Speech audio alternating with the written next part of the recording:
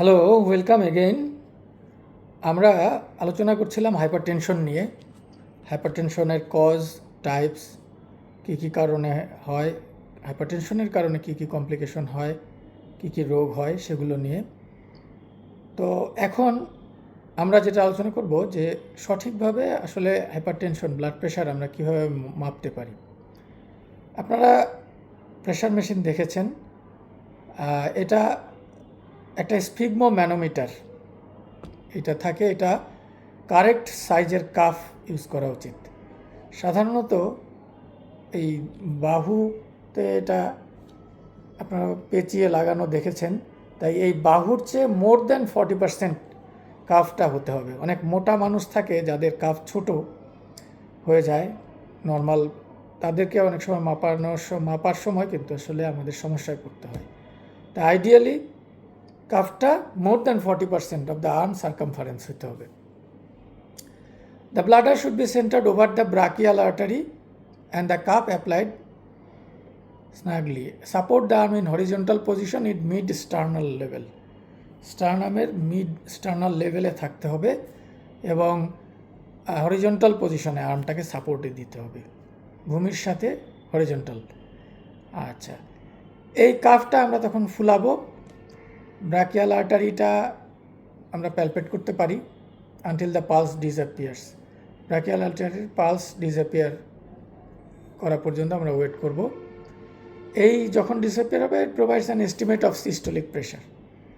আচ্ছা, এরপরেও আমরা কাপ প্রায় 30 মিলিমিটার মার্কারি অ্যাবভ সিস্টোলিক প্রেশারের পর্যন্ত এটা ইনফ্লেট করব। তারপরে স্টেথোস্কোপ, আমরা কানে যেটা শুনি যে যন্ত্রটা, ওই ব্রাকিয়াল আর্টারি, এই যে আমাদের এইখানে যে আর্টারি, এইখানে ব্রাকিয়াল আর্টারির উপরে আমরা সেটা প্লেস করব এবং ওই আস্তে আস্তে করে আমরা বাতাস বের করতে থাকবো, যেটাকে বলা হয় deflate of the cup, deflation. এটা সাধারণত 2 মিলিমিটার মার্কারি পার সেকেন্ড, এই রেটে আমরা ধীরে ধীরে ধীরে করে বাতাস ছাড়তে শুরু করব। যখন আমরা দেখব যে সিস্টোলিক প্রেশার আমরা কখন বলবো, এভাবে কমতে কমতে যখন হঠাৎ করে দেখব যে রিপিটেটিভ ট্যাপিং সাউন্ড হচ্ছে, এই সাউন্ডটাকে বলে করটকফ সাউন্ড, করটকফ 1। প্রথম এই রিপিটেটিভ ট্যাপিং সাউন্ড আমরা কানে শুনতে পাবো স্টেথোস্কোপের সাহায্যে। এই প্রথম সাউন্ডটাই হলো করটকফ 1, যেটা আমাদের ইন্ডিকেট করবে সিস্টোলিক প্রেশারটা। তারপরে এভাবে আমরা ডিফ্লেক্ট করে করে সাউন্ড শুনতে শুনতে যাব এবং একটা সময় যে সাউন্ডটা ডিসঅ্যাপিয়ার করে যাবে। এর আগে পর্যন্ত একটা সাউন্ড থাকে, সেটাকে বলা হয় করটকফ 5। এই ডিসঅ্যাপিয়ারেন্স হয়ে যাওয়ার আগ মুহূর্তের যে সাউন্ড করটকফ 5, এই সাউন্ডটা যখন শুনতে থাকবো, সেই সময়কার প্রেশারটা হলো ডায়াস্টোলিক প্রেশার। কিছু কিছু ইন্ডিভিজুয়াল বা প্রেগনেন্ট মহিলাদের অনেক সময় দেখা যাচ্ছে যে সাউন্ডটা একেবারে ডিসঅ্যাপিয়ার করে না। সেক্ষেত্রে যখন সাউন্ডটা মাফলিং, মানে একদম কমে গেছে, মৃদু শোনা যাচ্ছে, সেই করটকফ 4 যে সাউন্ডটা, সেটাকেই আমরা ধরে নিব ডায়াস্টোলিক প্রেশার মাপার জন্য। আচ্ছা, এবং আরেকটা জিনিস মনে রাখতে হবে, বাচ্চাদেরও কিন্তু ব্লাড প্রেশার মাপতে হয়। সেক্ষেত্রে কাফটা তাদের উপযোগী হতে হবে, এটা বেটার রিডিং দেবে আর কি। আচ্ছা, অটোমেটেড স্পিগমো ম্যানোমিটার, আমরা জানি যে আমরা যে ম্যানুয়াল মেশিনে মাপি, সেক্ষেত্রে আমরা এই ধরনের করটকফ সাউন্ড শুনে এবং যে ইন্ডিকেটর কাটাটা আছে সেটার মুভমেন্ট দেখে আমরা কিন্তু সিস্টোলিক ডায়াস্টোলিক অনেকটা বুঝতে পারি, এবং পালস দেখে। তো আরেকটা যেটা অটোমেটেড স্পিগমো ম্যানোমিটার, এটা অনেক ভ্যালিডেটেড লিস্ট ডিভাইসেস লিস্ট পাওয়া যায়, এটা আপনারা ইন্টারনেটে সার্চ করলে পাবেন। এই অটোমেটেড স্পিগমো ম্যানোমিটারগুলো কিন্তু এখন অনেক অ্যাকুরেট রিডিং দেয়, হয়তো 1-2 মার্কারির ডিফারেন্সও সে রিডিংয়ে দিতে পারে, আবার অনেক সময় অনেক বেশি রিডিং দিয়ে ফেলতে পারে। তো এগুলো দিয়েও আমরা অনেক সময় ব্লাড প্রেশারকে মেজার করব। আচ্ছা, এভাবে মেজার করে আমরা যদি দেখি যে এই ক্লিনিকে বা চেম্বারে যে ব্লাড প্রেশার 130/80 নিচে আছে, সিস্টোলিক 130/80 মিলিমিটার অফ মার্কারি, তাহলে রুগীটা স্বাভাবিক বা নর্মোটেনসিভ, এরকম বলবো যে উনি স্বাভাবিক আছেন। কিন্তু যদি ক্লিনিক ব্লাড প্রেশার বা এই যে চেম্বারে ব্লাড প্রেশার মেপে যদি আমরা 140 বা 80-র সমান বা বেশি পাই, তাহলে কিন্তু আমাদের পরবর্তী কাজ যেটা, সেটা অ্যাম্বুলেটরি ব্লাড প্রেশার মনিটরিং, এটা আইডিয়ালি করা উচিত, অথবা 1 উইক হোম বিপি রিডিং সকাল বিকাল, এটা বা 3 বেলা রিডিং মেপে নিয়ে আসতে বলা যেতে পারে। এবং সেরিব্রোভাস্কুলার কোনো রিস্ক আছে কি না, অর্গান ড্যামেজের কোনো সম্ভাবনা আছে কি না, সেসব জিনিস আমাদের মাথায় রেখে প্রয়োজনে তাৎক্ষণিক চিকিৎসা করতে হতে পারে। তো এটা নেক্সট স্টেপ। এরপরে এই অ্যাম্বুলেটরি ব্লাড প্রেশার, যেটা আসলে বেশি আইডিয়াল, যদিও আমাদের দেশে ওরকমভাবে প্র্যাকটিসড হয় না, এটাতে যদি আমরা বিপিটা লেস দ্যান 135/85 মিলিমিটার মার্কারি পাই, তাহলেও কিন্তু আমরা নর্মোটেনসিভ বলবো এবং এখানে কোনো ওষুধের প্রয়োজন হবে না। কিন্তু যদি ambulatory blood pressure of mercury per day যদি আমরা দেখি এভারেজে যে more than 135/85 millimeter of mercury, আর মিন হোম ব্লাড প্রেশার, আমরা যে 1 সপ্তাহের ব্লাড প্রেশার মাপতে বললাম, সেটার গড়টা যদি মোর দ্যান 135/85 মিলিমিটার মার্কারির বেশি হয়, তাহলে কিন্তু পেশেন্টের হাইপারটেনশন আছে এটা বলতে হবে, এবং তখন প্রয়োজনে লাইফস্টাইল মডিফিকেশন এবং ওষুধ শুরু করতে হতে পারে। তো এটা হচ্ছে একটা সাধারণ, আমরা একটা ব্লাড প্রেশার কীভাবে আমরা কনফার্ম করবো সেটা বললাম। কিন্তু যদি আমরা কিন্তু ম্যালিগন্যান্ট হাইপারটেনশনের কথাও বলেছি, হঠাৎ করে অনেক বেশি ব্লাড প্রেশার যদি চলে আসে, যেমন আমাদের চেম্বারে বা ক্লিনিক ব্লাড প্রেশার যদি more than or equals to 180 থেকে 100 millimetre of mercury, systolic more than or equals to 180/100 diastolic millimetre of mercury হয়, তাহলে স্টার্ট করতে হবে অ্যান্টিহাইপারটেনসিভ উইদাউট এনি ডিলে। না হলে আমরা দেখেছি যে অনেক টার্গেট অর্গান ড্যামেজ হতে পারে, ব্লাইন্ডনেস থেকে শুরু করে কিডনি ড্যামেজ, হার্টের টার্গেট অর্গানে অনেক সমস্যা দেখা দিতে পারে। তো এই জন্যে এইটা হচ্ছে একটা অ্যালগোরিদম অফ ম্যানেজিং হাইপারটেনশন। তো এরপরে আমরা কীভাবে ম্যানেজ করি সেটা আমরা একটু ডিসকাস করব। আমরা জানি যে অনেক ধরনের অ্যান্টিহাইপারটেনসিভ ওষুধ আছে। তো প্রথমে আমরা যে দেখে নিব যে এসেনশিয়াল হাইপারটেনশন আমরা বলেছি মোর দ্যান 95% কেসে কজ পাওয়া যায় না, কিন্তু তারপরেও আমাদের দেখতে হবে যে কোনো কজ আছে কিনা, যেমন কিডনি ডিজিজ বা উনি স্মোকিং করেন কিনা, অ্যালকোহল বেশি খান কিনা, এগুলো বন্ধ করতে হবে। তারপরে কিডনি ডিজিজ থাকলে কিডনির প্রপার ট্রিটমেন্ট নিতে হবে।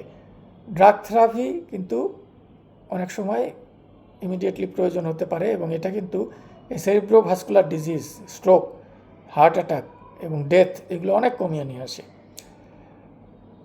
আচ্ছা, অলমোস্ট যদি অ্যাডাল্ট পেশেন্ট হয় 50-এর উপরে, তাহলে কিন্তু অ্যান্টিহাইপারটেনসিভ ওষুধ শুরু করাই সাধারণত শুরু করা হয়ে থাকে। এবং essential hypertension is not curable, এটা মনে রাখতে হবে যে ব্লাড প্রেশার কিন্তু আমি ওষুধ একদিন খেলে আমার ভালো হয়ে গেল এমনটা না, এটা লং টার্ম ট্রিটমেন্ট, প্রত্যেক দিন নির্দিষ্ট সময়ে রেগুলার খেয়ে যেতে হবে, এবং তারপরেও মনিটরিংয়ে থাকতে হবে যে এই ওষুধে ব্লাড প্রেশারটা কন্ট্রোল হচ্ছে কিনা, অর্থাৎ 120/80 বা আমার টার্গেট লেস দ্যান 130/80-র কাছাকাছি থাকছে কিনা। তো এই ড্রাগ কমপ্লায়েন্স, নির্দিষ্ট সময়ে রেগুলারলি ওষুধ খাওয়া খুব গুরুত্বপূর্ণ, না হলে কিন্তু হঠাৎ করে ব্লাড প্রেশার শ্যুট করে স্ট্রোক করতে পারে, হার্ট অ্যাটাক করতে পারে, কিডনি ড্যামেজ করতে পারে, ব্লাইন্ডনেস করতে পারে। তো এটা মাথায় রাখতে হবে। এবং আমি ট্রিটমেন্ট গোলটা বারবার বলেছি, যদি লেস দ্যান 40 ইয়ার্সের মধ্যে আমরা ব্লাড প্রেশার আইডেন্টিফাই করি, তাহলে আমাদের আরও স্ট্রিক্ট, যেমন লেস দ্যান 130/80-তে চলে যেতে হতে পারে। আচ্ছা, এটা অনেক সময় খুব ধীরে ধীরে ব্লাড প্রেশার নামাতে হয়। হঠাৎ করে যদি আমরা ব্লাড প্রেশার একবারে নামায় ফেলি, তাহলেও কিন্তু অনেক ক্ষতি হতে পারে, তাই এটাও মাথায় রাখতে হবে। এবং অ্যাকিউট এবং management treatment of malignant hypertension, এই যেটাতে খুবই লাইফ রিস্ক চলে যাচ্ছে, তখন কিন্তু ইমিডিয়েট ম্যানেজমেন্টের প্রয়োজন হয়। এরপরে লাইফস্টাইল চেঞ্জের একটা বিষয় আসে, যেমন স্মোকিং তার প্রিভেন্ট করতে হবে, লো ফ্যাট ডায়েট, মানে চর্বিযুক্ত খাবার যত কম খাওয়া যায় তত ভালো, অ্যালকোহল থাকলে অ্যালকোহল নিষেধ করে দিতে হবে, সল্ট ইনটেক, কাঁচা লবণ তো খাবেই না, ইভেন বাদামের লবণটাও খাবে না, রান্নায়ও কম লবণ দিবে, এটা আমাদের বলে দিতে হবে। এবং প্রয়োজনীয় এক্সারসাইজ করতে হবে। আমি যেটা বলেছি যে আমরা রেগুলার যদি খেলাধুলা করি, মর্নিং ওয়াক, ইভিনিং ওয়াক করি, সেটা কিন্তু ব্লাড প্রেশার কন্ট্রোলেও সহায়ক ভূমিকা পালন করবে। ওয়েট কমাতে হবে, মোটা থাকা যাবে না। মোটা মানুষের ব্লাড প্রেশার এমনিতেই বেড়ে যায়, তার অনেক ধরনের সমস্যা ডেভেলপ করে। তাই ওয়েট রিডাকশন একটা গুরুত্বপূর্ণ লাইফস্টাইল মডিফিকেশন। তারপর ড্রাগসের মধ্যে আমরা অল হেড ট্রায়ালের কথা জানি, এটা হাইপারটেনশনের অনেকগুলো ড্রাগ নিয়ে কাজ করেছে। তো এই অল হেড ট্রায়াল আমাদের দেখিয়েছে যে বিভিন্ন ড্রাগ থেরাপি আমরা ইউজ করব। অনেক সময় মনোথেরাপি ইউজ করা হয়। First line agent AC inhibitor, angiotensin converting enzyme inhibitor. আরেকটা আছে একই ধরনের এআরবি, অ্যাঞ্জিওটেনসিন রিসেপ্টর ব্লকার।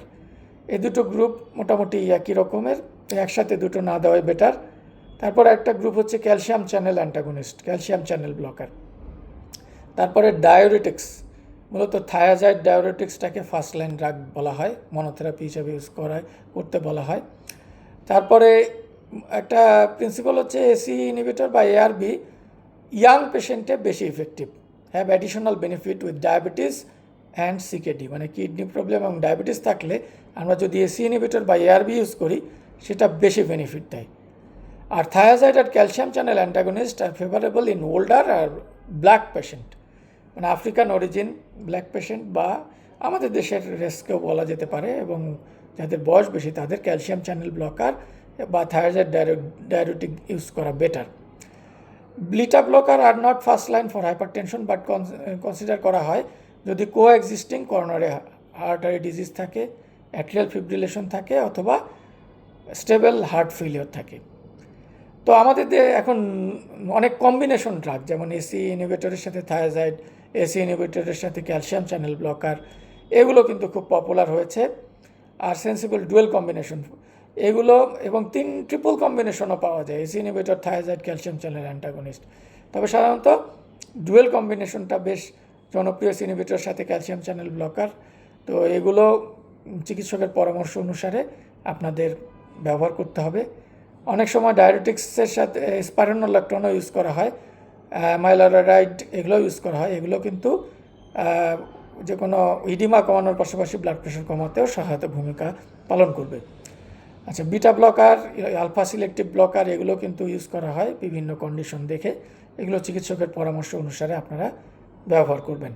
তো এছাড়া আরেকটা জিনিস বলে রাখা প্রয়োজন, এই যে ব্লাড প্রেশারের কারণে লেফট ভেন্ট্রিকুলার হাইপারট্রফি, হার্টের লেফট ভেন্ট্রিকলটা বড় হয়ে যায়, হাইপারট্রফি হয়।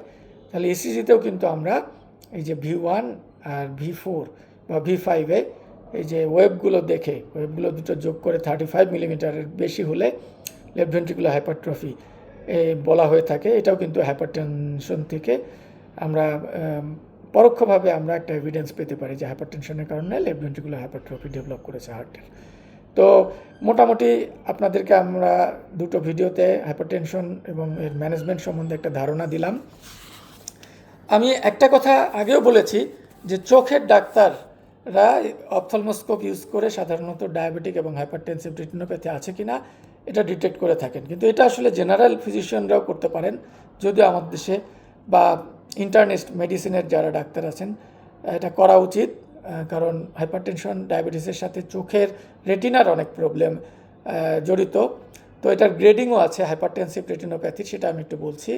যেমন গ্রেড 1-এ tortuous arteries with thick shiny wall পাওয়া যাবে, বা সিলভার অর কপার ওয়ারিং এরকম বলা হয়ে থাকে। তারপরে গ্রেড 2 যেটা রেটিনোপ্যাথি, সেখানে এভি নিপিং, ন্যারোয়িং হয় আর্টারিস ক্রস ভেইনস, এটা ন্যারোয়িং পাওয়া যাবে যেখানে আর্টারিটা ভেইনকে ক্রস করে। তারপরে গ্রেড 3 হচ্ছে flame hemorrhage and cotton wool spots. তো বিভিন্ন রকমের চোখের ভিতরে ব্লিডিং হেমোরেজ পাওয়া যেতে পারে, কটন উল স্পট পাওয়া যেতে পারে, এটা গ্রেড 3-তে।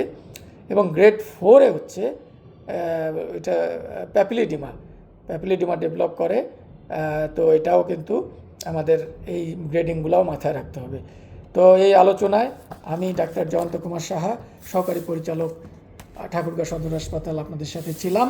আমি ঢাকা মেডিকেল কলেজের গ্র্যাজুয়েট, পরবর্তীতে MPH এবং MSc ইন মাইক্রোবায়োলজি সম্পন্ন করি। সর্বশেষ আমি the university of Sydney Australia থেকে মাস্টার অফ মেডিসিন ডিগ্রি সম্পন্ন করে এসেছি। তো ধন্যবাদ সবাইকে। পরবর্তী কোনো আলোচনায় আবার দেখা হবে।